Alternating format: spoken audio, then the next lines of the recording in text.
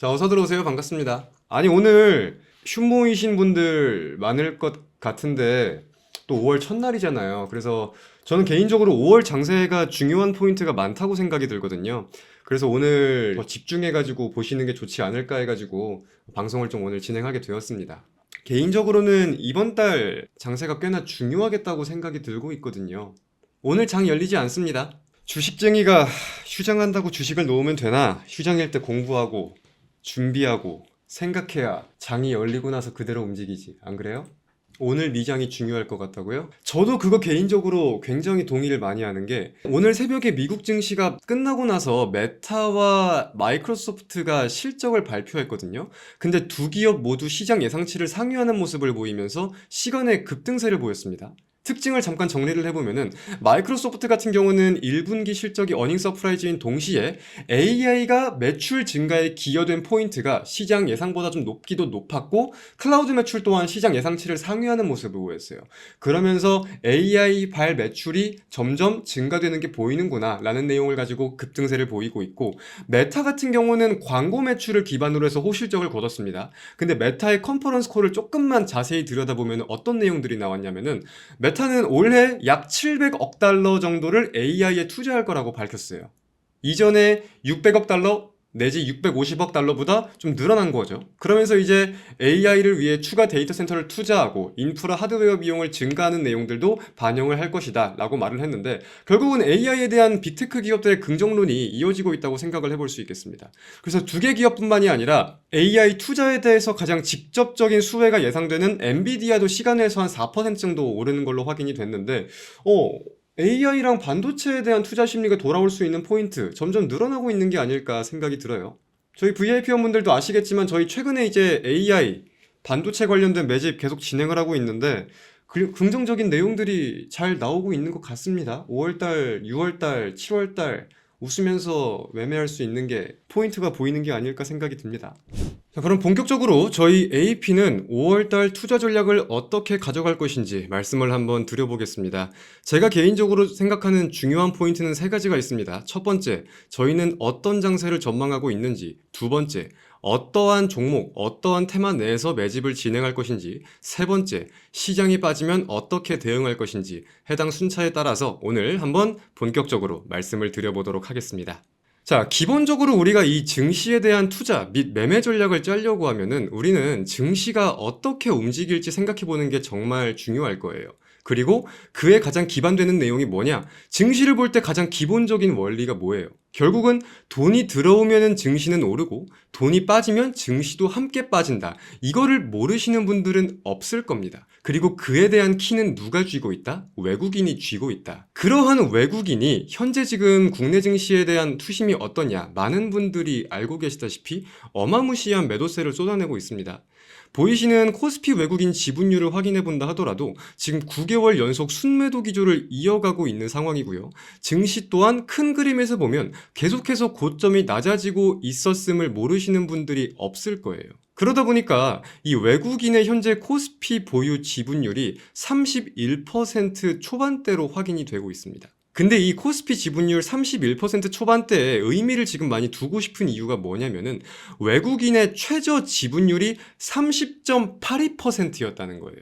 09년 8월도 그렇고 22년 6월도 그렇고 외국인이 코스피에 대한 지분율이 가장 낮을 때가 30.82% 수준이었는데 현재 코스피의 외국인 지분율을 보면 31% 초반대로 큰 차이가 안 난다라는 거죠. 물론 이것도 있습니다. 외국인이 최저 지분율을 깰 수도 있을 거고 여기서 반등이 안 나올 수도 있을 거예요.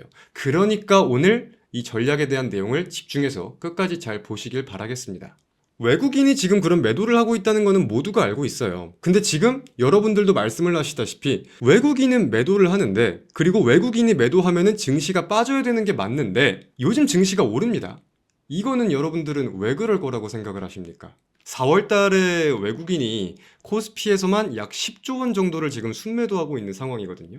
제가 느낀 거는 외국인의 지분율이 꽤나 많이 하락하면서 국내 증시에 대한 영향력이 줄어들었다는 거예요.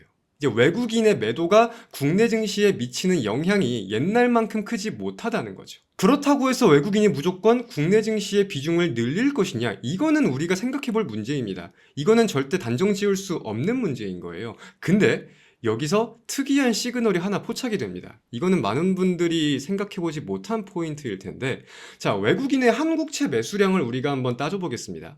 2024년에는 외국인이 한국채를 약 63.5조 원가량 매수했었어요. 순매수했던 거죠. 그리고 24년은 63.5조 원, 그리고 25년 1월부터 4월까지는 약 33조 원을 순매수했습니다. 이거를 생각해보면은 2024년에 총 매수했던 거 대비해서 올해는 지금 4개월밖에 지나지 않았는데 그 절반 이상을 순매수하고 있다. 이거를 생각해 볼 수 있는 거예요. 그래서 한국채에 대한 내용이랑 세계적인 기조를 우리가 함께 비교해 본다고 하더라도 한국채 금리는 타국 대비 꽤나 견고한 모습을 보이고 있는 거를 제가 제 두 눈으로 직접 확인을 했습니다.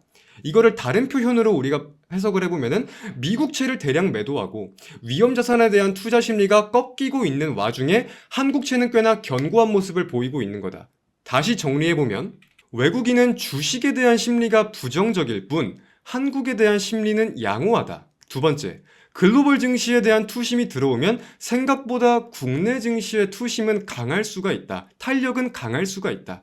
저는 이 포인트를 놓칠 수가 없겠다고 생각이 드는 겁니다. 지금 외국인은 한국뿐만이 아니라 일본, 미국, 주요국 주식시장에 대한 매도 심리가 꽤나 많이 확인이 되고 있는 상황이거든요. 더불어서 이제 현재 코스피의 PBR은 0.87배 수준인데 이거 일단 한번 기억을 해두세요. 이따가 제가 중요하게 다시 언급을 한번 하도록 하겠습니다. 자, 그렇다면은 아까도 말씀을 드렸지만 외국인의 지분율이 낮다고 해서 무조건 다시 올라갈 거란 보장은 없습니다. 그럼 여기서의 골자는 외국인의 투자 심리가 돌아올 수 있겠는가? 글로벌 주식시장에 대한 매도 심리가 계속 확인되고 있는데 외국인은 어떤 내용을 가지고 투심을 돌릴 것인가? 저는 개인적으로 외국인이 투심을 돌릴 확률이 높다고 생각을 합니다. 어떤 트리거로? 결국은 관세전쟁이에요. 관세전쟁으로 빠진 증시, 관세전쟁으로 다시 올린다라는 겁니다. 결국 관세전쟁에 대한 내용을 따져보면은 미중 무역전쟁, 트럼프와 시진핑의 기조를 우리가 가장 먼저 생각을 해봐야 될 텐데 트럼프의 기조는 사실 많은 분들이 알고 계실 겁니다. 중국과의 협상을 원한다라는 거는 지금 만천하에 본인이 먼저 떠벌리고 있죠. 그렇기에 이거는 우리가 깊게 생각해 볼 필요가 당장은 없습니다. 두 번째, 중국뿐만이 아니라 지금 한국을 포함해서 각국 대상 긍정적인 회담이 진행 중이라는 포인트도 많은 분들이 알고 계실 거예요. 그렇기 때문에 최근 증시가 오른 내용을 확인해 보면 관세에 대한 불확실성이 악재로 작용하면서 빠졌지만 지금은 어찌 될지 모르지만 이 관세에 대한 불확실성이 잘 될 것 같아 라는 호재로 작용하면서 증시가 오르고 있던 와중이잖아요. 그리고 트럼프의 경우는 국채가치 보존에 대한 욕구가 굉장히 높아요. 일전에 관세를 급격하게 90일 유예한다고 밝혔을 때에도 본인이 먼저 말을 했던 게 미국채에 대한 매도 심리가 확인되고 있는 걸 보니까 사람들이 내 정책에 겁을 많이 먹는 걸 느꼈다. 그렇기에 90일 유예를 결정했다. 본인이 먼저 이렇게 말을 했었을 만큼 국채가치 보존에 대한 욕구가 높습니다. 근데 이 국채가치 보존을 위해서는 중국의 눈치를 볼 수밖에 없는 다양한 포인트들이 있다 보니까 결국 미중 무역전쟁에 대해서 트럼프의 결말 목적은 긍정적으로 이루어질 수밖에 없다라고 전 생각을 하거든요. 자, 그럼 시진핑의 기조는 어떨 것이냐? 그래도 많은 분들이 알고 계신 하나의 포인트는 시진핑도 관세 전쟁을 원하지는 않는다는 겁니다. 시진핑의 공식적인 입장을 확인해보면은 우리도 관세 전쟁을 원하지 않는다. 왜? 이렇게 해가지고 양국이 얻는 게 없으니까. 하지만 미국이 이렇게 치고 들어온다고 하면은 우리는 그에 대해 내빼거나 고개를 수그리지는 않을 것이다. 이런 포인트까지는 많은 분들이 알고 계실 건데 요즘 중국에 굉장히 특이한 포인트들이 많이 포착이 되고 있어요. 저는 두 가지로 이걸 나눠볼 수 있을 것 같은데 첫 번째는 중국은 원래 시진핑이 직접 외교에 나서고 직접 다른 국가를 방문하고 하는 상황이 거진 없습니다. 근데 요즘 들어서 이게 굉장히 많이 포착된다는 점. 그리고 두 번째, 시진핑을 포함한 중국의 핵심 인물들이라고 할 수 있는 사람들의 여론이 좋지 못해요. 그러니까 중국 내에서 입지가 줄어들고 있다라는 이 두 가지 포인트가 저는 굉장히 키포인트일 거라고 생각이 드는데 지금 중국 같은 경우는 미국과의 외교 관계도 그렇고 본인들의 입장을 지위를 챙기기 위해서 미국을 제외한 각 국가들에 먼저 손을 내밀고 있는 포인트들이 있어요. 그 출발점이 지금 동남아 국가들이고 시진핑이 직접적으로 먼저 다가가는 모습들까지 확인이 되고 있는데, 근데 문제는 여기서 동남아 국가들이 시진핑을 좋아해 주지를 않아요. 중국의 뜻대로 움직여 주지를 않습니다. 동남아 국가들이 바라봤을 때에는 미국의 관세에 대한 내용이 우선순위인 거지, 시진핑이 우리와 함께 협력을 하자라고 하는 게 우선순위가 아닌 거예요. 그래서 어찌 보면은 지금 시진핑 정부 입장에서는 발등에 불이 떨어진 상황이다, 이 포인트를 놓칠 수가 없는 거기도 하겠죠. 그래서 기존 주요 인물들의 이 입지가 좀 떨어지고 있다 보니까 새로운 인사들의 입지가 올라오고 있는 것들이 확인이 되고 있는데, 해당 인물들이 친미 성향을 띤 발언들을 하고 있다고 하는 걸 보면은 결국 제가 말씀드리고 있는 건, 여기서는 미국과 중국의 관세 전쟁에 대해서 각종 불확실성을 가지고 상승과 하락을 보이겠지만 그 결말은 긍정적으로 이어질 것이다 라고 본다라는 거예요. 결국은 트럼프 일기 때에도 증시가 대세 상승을 보일 때는 언제였냐면은 협상이 완만하게 이루어졌을 때가 아니라 본격적인 협상이 시작되었을 때, 그때부터 증시가 그 불확실성을 호재로 반영하면서 대세 상승을 보였거든요. 그렇기에 저는 5월 달부터의 장세를 더더욱 놓칠 수가 없구나라고 생각을 한다는 겁니다. 증시가 당연히 빠질 수도 있죠. 빠질 때는 어떻게 대응할 건지 이것도 제가 말씀을 드릴 거니까 계속해서 한번 잘 들어보시길 바라겠습니다. 자, 그렇다면은 우리는 지금 어떤 종목을 담아야 할까? 지금부터는 저희가 실제로 매집을 하고 있고 매집을 준비하는 테마들을 말씀을 좀 드려볼까 합니다. 우측에 표기되어 있는 관련주들은 그저 말 그대로 제가 그냥 관련주를 넣어둔 거니까 큰 의미를 부여할 게 없고, 해당 테마, 해당 업종에 대해서 저희가 어떤 관점으로 지켜보는지, 왜 이 업종의 탄력을 기대하는지 잘 한번 따져보시길 바라겠습니다. 자, 2025년 하반기 저희가 기대하고 있는 업종은 대표적으로 세 가지입니다. 첫 번째, AI, 즉 인공지능. 두 번째, 반도체. 세 번째, 한알력입니다. 사실 이 테마들에 어떤 기대감이 있는지 모르시는 분들은 없어요. 지금 시청하고 계신 모든 분들, 이 테마들에 어떤 기대가 있는지 모두가 알고 있는 겁니다. 근데 중요한 골자는 뭐냐면은, 테마별로 기대감이 없는 테마라는 건 없겠지만 그 기대가 시장에서 가장 크게 반영이 될 것인지, 이거를 생각해 보는 게 정말 어렵지만 정말 중요한 포인트인 걸 거예요. 그래서 하나하나 간단하게만 따져본다면은, 먼저 AI. 많은 분들이 알고 계시듯 조기 대선 장세 속에서 어떤 당이든 간에 정부의 주도 산업으로 밀고 있는 포인트들이 확인되고 있는 겁니다. 근데 주식을 좀 해보신 분들이라면 아시겠지만, 차기 정부가 출범을 하고 해당 정부가 곧바로 미는 정부 주도 산업군들의 종목들에 대해서는 대세 상승이 항상 연출이 되었다는 거, 정말 말도 안 되는 상승률이 나왔다는 거를 모르시는 분들이 없을 거예요. 더불어서 이 인공지능의 경우는 아까 빅테크 기업들 실적 때에도 잠깐 말씀을 드렸지만, 글로벌 산업혁명의 전환 포인트로 생각할 수 있는 포인트들이 많다 보니까 저희는 AI에 대한 관점을 절대 놓칠 수가 없겠다라고 강하게 생각을 하고 매집을 진행하고 있습니다. 두 번째는 반도체입니다. 반도체는 많은 분들이 알고 계실 거고 AI에 대한 기대감의 연속성이겠죠. 결국은 AI에 대한 수요가 늘어나고 정부의 투자가 늘어난다는 거는 반도체에 대한 지원 정책이 나와야 되고 반도체에 대한 수요가 올라가야 한다는 것도 함께 생각해 볼 수 있는 겁니다. 더불어서 지금은 AI에 대한 실사용처들이 확인이 이제 되고 있잖아요. 그 대표적인 예시가 스마트폰이고, 그래서 스마트폰 수요 확대에 대한 D램 전환율도 확인이 되고 있고, 그렇게 되면은 한국의 메모리 업체들의 수요 증가도 우리가 분명히 따져볼 수 있을 것이고, 국가 주도 산업임에 대한 정책적인 지원 모멘텀도 이제 하나 두 개 본격적으로 언급이 되고 있는데, 결국은 AI와 반도체와 함께 국내 증시를 주도할 가능성을 저는 굉장히 높은 가능성으로 점쳐보고 있습니다. 그리고 외국인이 국내 증시에 돌아온다고 하면은 결국은 외국인이 가장 먼저 볼 수밖에 없는 업종은 반도체예요. 그렇기 때문에 외국인의 투심이 돌아온다고 하면은 AI와 반도체는 지금부터 20-30% 올라가는 종목들은 저는 정말 많이 보일 거라고 생각을 하고요. 그렇기에 지금 우리가 준비를 해야 되는 거다. 외국인이 들어오고 급하게 오를 때 그때는 늦다. 지금이 중요할 때이다. 지금 많은 분들이 sell in May라고 말씀을 하시는데, 아니요, 저는 buy in May가 맞다고 생각을 하는 겁니다. 그래서 AI와 반도체에 대해서는 이런 내용들을 가지고 저희가 강하게 생각하는 부분들이 있고, 마지막은 한알령입니다. 한알령 같은 경우는 제가 어제 비공개 방송에서도 지금 한알령 해제에 대해서 보이는 시그널들이 점점 많이 늘어나고 있다, 이런 말씀들을 드렸는데, 아까 제가 중국을 지금 외면하는 사례가 증가하고 있다고 말씀을 드렸죠. 그렇다면은 중국 입장에서 이제 동남아 쪽으로 원래 눈길을 보였었다면 이제는 한국과 일본 쪽으로 눈길을 돌릴 수밖에 없다고 생각이 듭니다. 큰 틀에서 보면. 이 안에는 정말 무수히 많은 내용이 많은데 이거를 다 풀면은 한 1시간, 2시간은 그냥 훌쩍 지나갈 것 같고, 큰 틀에서 봤을 때 중국이 한국에 손을 내밀 가능성은 굉장히 높아지고 있다고 생각을 듭니다. 시진핑이 실제로 지금 올해 10월, 11월 직접 방안을 추진하고 있는 내용들까지도 확인이 되고 있으니까. 그죠? 더불어서 이제 한알령 완화와 관련된 일정들, 그리고 관세발 불확실성 회피 모멘텀을 지속 보유하고 있다는 것을 따져본다면은 우리가 좀 안정적으로 기대감을 가지고 매매할 수 있는, 그리고 매집할 수 있는 종목군들이 분명하게 있을 것이다. 이 포인트를 가지고 확인을 해봐야 될 것 같아요. 저희 같은 경우도 그래서 어제 급하게 한 종목을 들어갔습니다. 원래는 조금 좀 차분하게 증시의 거래대금이 다시금 늘어나고 이 연휴를 지나고 나서 들어갈까 생각을 했었는데, 그럼 늦을 것 같더라고. 그래서 어제 공격적으로 좀 급하게 1차 매수를 한 경향이 있습니다.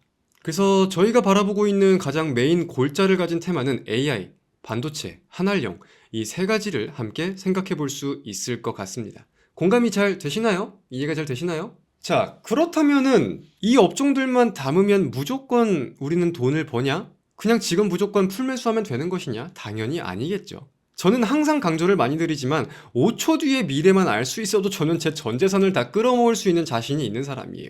하지만 우리는 5초 뒤의 미래를 모르기 때문에 미리 전략을 짜는 거고, 어떻게 움직일지 이 시나리오에 대해서 항상 준비를 해두는 겁니다. 그러면은 지금까지는 시장 긍정론에 대해서 저희가 베팅하는 내용들을 보였다고 하면은 시장이 하락한다면 어떻게 대응할지 여부를 말씀을 드려보겠습니다. 시장 하락에 대한 내용을 꼽아본다고 하면은 시장이 어떤 내용을 가지고 빠질 것인지 여부를 먼저 생각을 해봐야 될 거예요.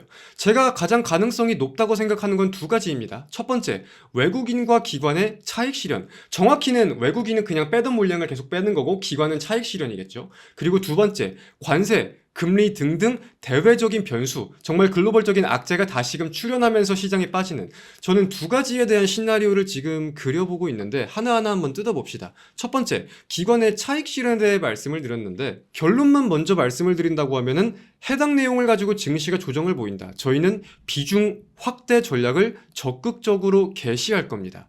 자, 왜 그러냐? 첫 번째, 아까 외국인 보유 지분이 지금 최저점을 향해 달리고 있다고 말씀을 드렸어요. 근데 물론 그렇다고 해서 반등이 나온다, 이거는 절대 아닐 겁니다. 비관적으로 보면 이탈할 수도 있는 거예요. 근데 우리가 함께 따져볼 포인트가 뭐가 있냐면은 외국인 투자자들, 그리고 그들이 운용하는 상품들에 대해 생각을 해볼 때 외국인들은 절대 뺄 수 없는 패시브 자금들이라는 게 있어요. 본인들이 마음대로 사고 팔고 할 수 있는 액티브 자금들도 있겠지만 마음대로 뺄 수 없는 패시브 자금들이라는 게 있다고. 그렇기에 제가 외국인의 이 최저 지분율의 의미를 지금 많이 두고 있는 거고, 추가적인 매도가 나올 수 있지. 물론 나올 수 있지. 하지만 이 수급의 원리를 따져보면 제한적일 거라고 따져보는 거예요. 자, 그러면은 기관의 차익 실현도 생각을 해봅시다. 차익 실현을 한다는 거는 그간 많이 산 사람들이 차익 실현을 한다는 거예요. 그리고 기관 포지션의 순매수를 따져볼 때 이 순매수가 돋보인 포지션은 금융투자와 연기금이 있었습니다. 금융투자 같은 경우는 원래도 단기적인 포지션을 가지고 매매를 많이 하기 때문에 금융투자의 차익 실현 오케이, 나올 수 있어. 가능성 열어둬야 돼. 자, 그럼 연기금은? 저는 연기금은 쉽게 뺄 수 없을 거라고 봐요. 연기금은요, 증시 안정에 대한 본인들의 포지션을 알고 있고요. 항상 연간 보유 지분이라는 거를 미리 설계해두고 목표치를 짜둬요. 근데 그러한 연기금이 증시 안정에 대한 본인들의 포지션을 알고 있는 연기금이 갑자기 차익 실현 물량을 빼고 막 매도세를 보인다? 이거는 절대적으로 전 쉽지 않을 거라 봅니다. 추가 매수에 대해서는 몰라도 차익 물량은 절대 쉽게 나오지 않을 거라는 거예요. 그렇기 때문에 저는 이 차익 실현에 대한 증시 조정 장세 분명히 나올 수 있지만 이건 우리가 쫄 게 아니다. 빠지면 빠질수록 오히려 기뻐하면서 비중 확대 전략을 개시해야 된다. 저는 이 포인트로 보고 있는 거고, 여러분들이 이 투자자별 매매 동향을 살펴보면은 연기금을 포함해서 거진 매일같이 순매수만 하는 포지션량이 더 있습니다. 이게 기타 법인이라는 포지션인데 이거는 기업들의 자사주 매입이 지금 굉장히 많이 반영되고 있어요. 그럼 이 또한 우리가 다시 생각해보면 쉽게 빠져나갈 물량은 아니라는 겁니다. 그렇기 때문에 현 구간 많이 올랐기 때문에 차익실은 당연히 나올 수 있다. 하지만 그거는 우리는 분명한 기회로 삼을 것이다. 이 포인트를 놓칠 수 없을 거고. 자, 두 번째는 진짜 악재가 발발할 수 있는 가능성에 대해 따져볼 필요가 있을 겁니다. 트럼프는 충분히 이 뜬금없이 기조를 바꿀 수 있는 사람이다 라는 거를 우리 모두가 알고 있어요. 실제로 일기 때에도 최근과 같은 모습들을 보이다가 갑자기 중국을 공격하는 모습을 보이듯이 트럼프는 정말 뜬금없이 기조를 바꿀 수 있는 가능성이 있고 저희는 열어둬야 합니다. 근데 상기 말씀드린 내용을 비롯해서 제가 항상 말씀드린 내용을 포함해서 생각을 해보면은 결국은 현재 움직이고 있는 모든 내용들, 여기서 다시금 중국을 공격한다고 하더라도 그 최종 목적과 합의점은 긍정적으로 도출될 것이라는 점에 저는 변함이 없습니다. 그래서 이 또한 비중 확대 전략에 대해서는 전 변함이 없어요. 더불어서 이거는 우리가 함께 생각을 해볼 포인트가 한 개 더 있습니다. 그게 뭐냐? 우리는 이미 최근에 3월달, 4월달에 관세발 하락장을 한번 시원하게 맞아봤습니다. 빠질까 말까 하고 걱정을 한 게 아니라 진짜 원투의 어퍼컷까지 시원하게 정말 이 하락장을 맞아봤어요. 여기 지금 안 맞아본 사람 없잖아. 그러면 생각을 해봐야 되는 게 뭐냐면요. 관세발 하락장에 대해서 증시가 빠질 때 어떤 테마에 어떻게 수급이 몰리고 어떤 순환매가 도는지 저희는 분명히 파악을 했다는 것을 잊으면 안 되는 겁니다. 증시가 하락할 때는요, 오히려 증시 하락에 대한 내용을 가지고 반사수의 테마가 있으면 수급이 더 강하게 몰려요. 그럼 이거는 우리가 단기 매매를 오히려 더욱 적극적으로 개시할 수 있는 트리거가 되기도 한다는 겁니다. 그렇기에 저희는 비중 확대에 대한 전략은 꾸준히 고수를 하되 단기 매매를 통한 증시 하락에 대한 해칭도 분명하게 개시를 할 거다. 증시의 저점? 모르지. 하지만 그 증시 하락을 우리가 무서워할 시기는 지났다. 이미 맞아본 내용들이 있기 때문에 이 포인트를 놓칠 수가 없겠다라는 겁니다. 자, 그리고 제가 마지막으로 말씀드리고 싶은 게 한 가지 포인트가 더 있습니다. 결국 증시 평가의 가장 기초이자 가장 큰 골자라고 하면은 가치평가죠. 밸류에이션을 따져볼 수가 있겠는데 아까 제가 잊지 말라고 했던 PBR의 밸류에이션 0.87배 기억을 하고 계신가요? 그게 저는 지금 굉장히 중요한 포인트라고 생각이 들어요. 지금 제가 코스피 10년 PBR 밴드를 가져왔는데 보이시는 빨간 점들을 쳐둔 부분이 코스피 PBR이 0.82에서 0.83배 수준일 때입니다. 코로나 당시를 제외하고는 역사적인 가장 강력한 지지 라인이었다라는 포인트를 함께 생각해 볼 수 있을 거예요. 그렇기에 저는 단기 조정에 대해선 충분히 가능성이 있다. 그리고 마음도 열어둔다 라고 생각을 하지만 핵심은 그 하락을 분명한 기회로 삼을 것이라는 포인트인 거예요. 빠진다고 해도 1차적으로는 0.82, 83배를 이탈하지 않을 가능성에 베팅을 해야 되는 거고 만약에 역사적으로 그 이하로 빠졌을 때에는 항상 높은 확률로 길지 않은 시간에 그 위로 올라와 주었어요. 그렇기에 우리의 베팅 전략 그리고 5월 투자 전략은 이렇게 명확하게 따져볼 수가 있는 것이다 라고 제가 한번 말씀을 드려 보았습니다. 그래서 여기까지 저희는 5월 장세를 어떻게 바라보고 있고 어떤 전략으로 증시에 접근할 것인지 말씀을 좀 드려보았습니다. 저희는 이런 내용을 중심으로 분명하게 준비를 했고 증시의 움직임이 어떻든 간에 해당 전략대로 그리고 이 계획적으로 움직일 겁니다. 주식은요 절대 충동적으로 하는 게 아니고 단순히 좋아 보인다고 계속 사는 게 아닙니다. 그리고 지금부터는 저희가 이 전략대로 잘 움직이는 모습을 한번 보여드릴 테니까 저희가 어떻게 움직이는지 잘 지켜보시길 바라겠습니다. 감사합니다.